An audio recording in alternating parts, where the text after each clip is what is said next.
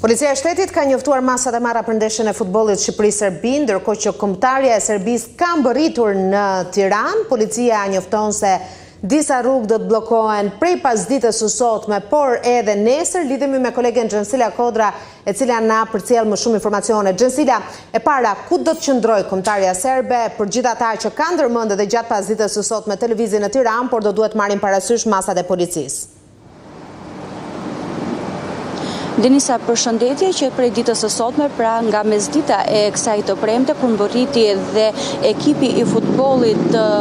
Serbisë në kryeqytet, konkretisht që nga momenti i mbërritjes së tyre në aeroportin e Rinas e deri në akomodimin në hotel, duke qenë se me kërkesë të këtij ekipi, duke ju referuar dhe burimeve, është bërë edhe ndrimi i hotelit, ka marrë dhe policia e shtetit këtë plan masash të detajuar, që nga eskortimi deri në akomodimin e tyre në hotel. Hoteli i cili fillimisht ishte parashikuar që do të qëndronte, pra ekipi i Serbisë do të qëndronte në një hotel në afërsi të stadiumit Arena Kombëtare, por që më pas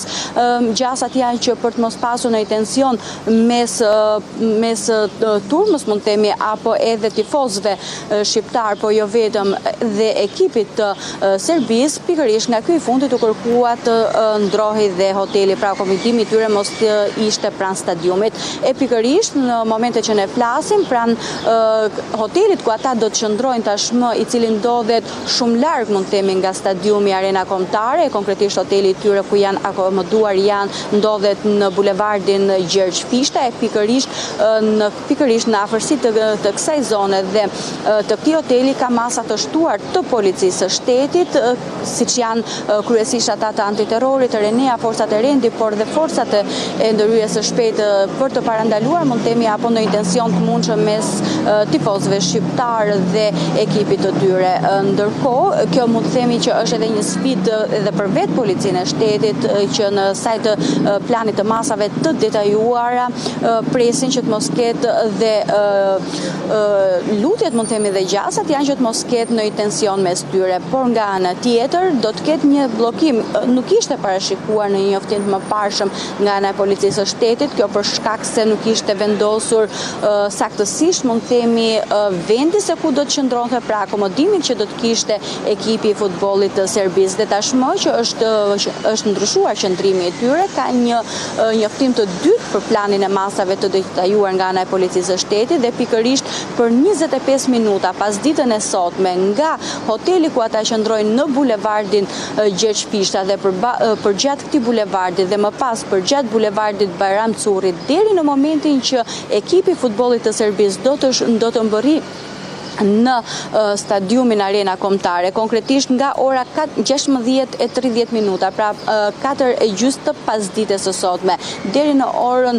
rreth orës 15:00, pra për 25 minuta. Ky aks rrugor do të jetë i bllokueshëm pjesërisht nga ana e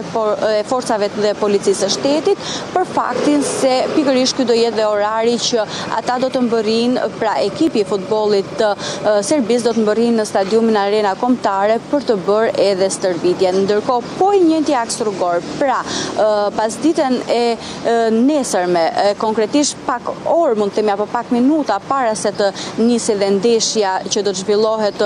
mes Shqipërisë dhe Serbisë, konkretisht nga ora 18:45 minuta, do të ketë bllokim të pjesshëm të qarkullimit rrugor, po ashtu nga bulevardi Gjergj Fishta, aty ku janë akomoduar edhe futbollistët e Serbisë, po për gjatë bulevardit Bajram Curri e deri në momentin që do të mbërrinë në stadiumin Arena Kombëtare. Po për pos këtyre masave, për gjatë orës 15:00 do të ketë bllokim të qarkullimit rrugor, kryesisht edhe në disa rrugë që të çojnë në drejtim të stadiumit, për të paktën 10 rrugë që do të jenë bllokuara nga ana e policisë së shtetit në lidhje me moskalimin që do t'i bëhet automjeteve, pra nuk do të lejohet asnjë automjet kaloj për gjatë gjithë zonës që të çojnë dhe të gjitha rrugët, pra të 10 rrugët që të çojnë në stadiumin Arena Kombëtare. Këto rrugë që në fakt Denisa disa do të jenë jo ditën e sotme, por ditën e nesërme, pra që pas ditën e nesërme do të jenë të pa aksesueshme, mund të themi, nga qytetarët që duan të shohin ndeshjen në stadiumin Arena Kombëtare, por jo vetëm për këta qytetarë, por edhe personat e tjerë të cilët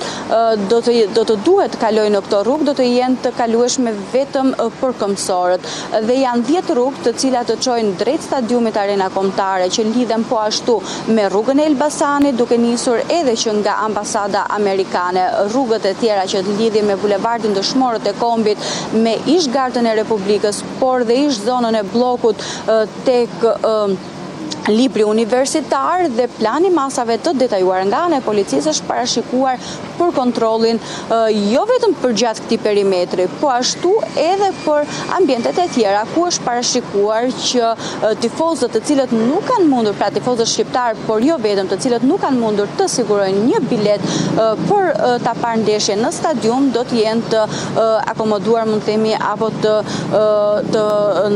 pozicionuar në vende të tjera dhe të ndryshme për të parë ndeshjen mes Shqipërisë dhe Serbisë. Dhe për ta kujtuar, do të jenë forcat e Renea, sikurse edhe efektiv të policisë së shtetit, të cilët deri në momentin e largimit të ekipit serb do të kujdesen për sigurinë e tyre, sigurisht edhe në hotelin ku ata janë akomoduar, për cilin ti the është ndryshuar në bulevardin Gjergj Fishta, që përkon me zonën rreth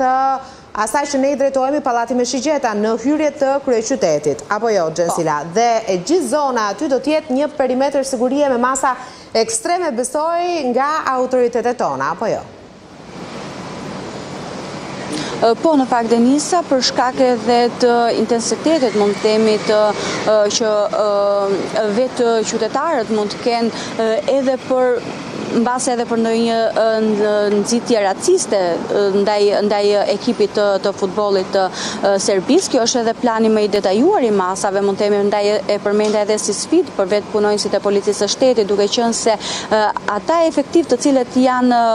pozicionuar dhe janë parashikuar që do të qëndrojnë dhe po vijojnë në fakt të qëndrojnë në një perimetër të sigurt për ekipin e Serbisë, janë kryesisht forcat e antiterrorit, ato të njësisë speciale dhe elitare Renea, po njëkohësisht forcat e rendit dhe ato të ndërhyrjes shpejt. Sigurisht që edhe policia rrugore, efektivët policisë rrugore janë pozicionuar në pjesën më të madhe, mund të themi, të kohës gjatë këtij perimetri rrugor, pra për gjatë bulevardit Gjergj Fishta, aty ku ndodhet dhe hoteli, që janë akomoduar brenda më pak se një orë në fakt edhe futbollistët e ekipit të Serbisë. Por ndërkohë, po i njëjti grup, mund të themi, i efektive dhe të policisë së shtetit që do të qëndrojnë në ruajtje, mund të themi, apo në mbrojtje të këtij ekipi, pra do të kemë po të njëjtin shoqëri, mund të themi, gjatë pasdites së sotme drejt stadiumit Arena Kombëtare, që do të bëhet edhe stërvitja e ekipit të Serbisë, po njëkohësisht edhe pasditen e djeshme, pra gati një orë para se të nisë edhe startimi, mund të themi, apo ndeshja mes dhe që do të luhet mes Shqipërisë dhe Serbisë. Dakor, do të shohim çfarë do të ndodhë sot në rrugët e Tiranës, nga sot do ta marrim një shije të parë të asaj se çfarë do të presim për gjatë fundjavës, më konkretisht të shtunën deri pas përfundimit të ndeshjes, sepse menjëherë ekipi serb do të largohet nga kryeqyteti shqiptar. Gjensila, të falenderoj shumë për raportimin, do të ketë punë goxha nesër edhe për të raportuar për gjitha masat e marra nga policia. Kemi ditë që ju theksojmë edhe 10 akset rrugore që do të bllokohen për shkak të masave të sigurisë për ndeshjen, por edhe për kalimin e tifo grupeve dhe për tifozërin, për çfarëdo ideje që ato kanë krijuar për ditën e nesërme. Ne do të ndalemi këtu shkurtimisht, vetëm pas pak do të jemi përsëri të përqendruar te kjo superndeshje, teksa 24 orë, diçka më shumë se 24 orë na ndan nga sfida që do të luhet në Arenën Kombëtare. Ledio Pana na bashkohet pas pak, sikurse gazetarja Dea Kozma, gazetarja jonë e sportit, sikurse ka bërë për gjatë këtyre ditëve, do të na sjell zëra të ndryshme edhe nga protagonistët dhe emocionet e tyre, të atyre që kanë përjetuar atë se çfarë ndodhi në tetor 2014 në Beograd, sepse serbët mezi e presin ndeshjen e kthimit në tetor të këtij viti dhe kanë nisur që tani organizimin. Vetëm pas pak rikthehemi.